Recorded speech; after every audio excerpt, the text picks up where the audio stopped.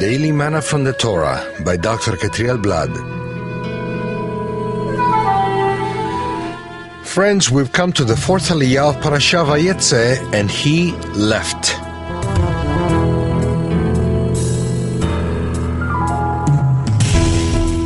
We find today's Aliyah in Genesis 30, verse 14 to verse 27.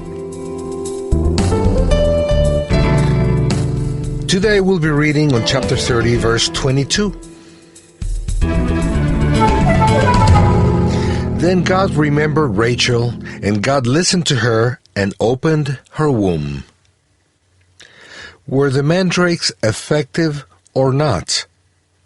Mandrakes, in Hebrew dudaim, were considered efficient to help increase fertility.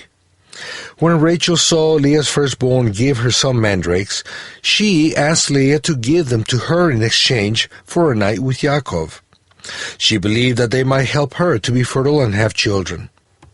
But we see that the Torah doesn't say that the mandrakes made any effect in Rachel. Even if the Torah doesn't show events in a successive way, it seems that in this case there was a period of time between the mandrakes episode and Rachel being healed from infertility. Were the mandrakes effective or not? No, they weren't. The Torah doesn't say that it was thanks to the mandrakes that Rachel was healed, but thanks to the Eternal who remembered her and listened to her. But can the Eternal forget anything so that he has to remember? No. This is an expression in the sacred scriptures that indicates that there are moments when the Eternal, who is outside his creation, considers, visits, and intervenes in the life of an individual in a personal way. The Eternal had remained passive regarding Rachel for years. She prayed a lot and for a long time without getting an answer. The Eternal opted to wait because he had a purpose. If the Eternal is quiet, it's because he has a plan. It's not good that a person gets what he wants immediately all the time. It's good that parents teach their children not to get all they want.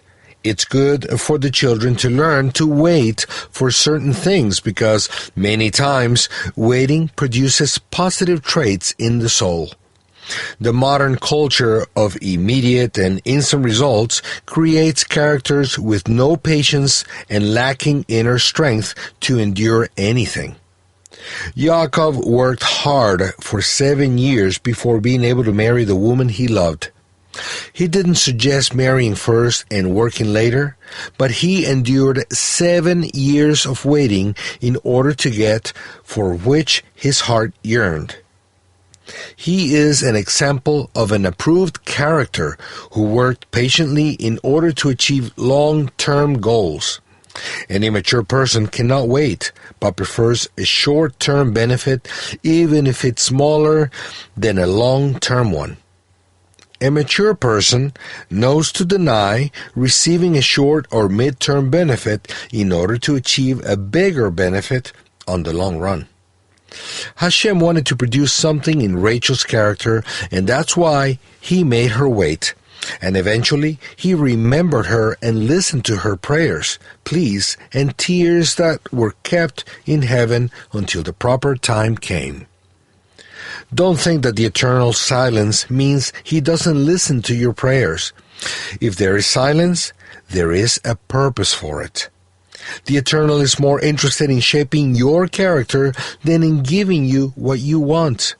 It's true that the Eternal's plans was to give Rachel children, but there were areas in Rachel's character that needed some work, and that's why the Eternal preferred to wait with the answer so he could change her way of being before giving her children. What she was going to give of herself to her children became more valuable to the Eternal with the results from that period of silence from heaven. May the Eternal grant you your heart's desire in His time and His way. Shalom.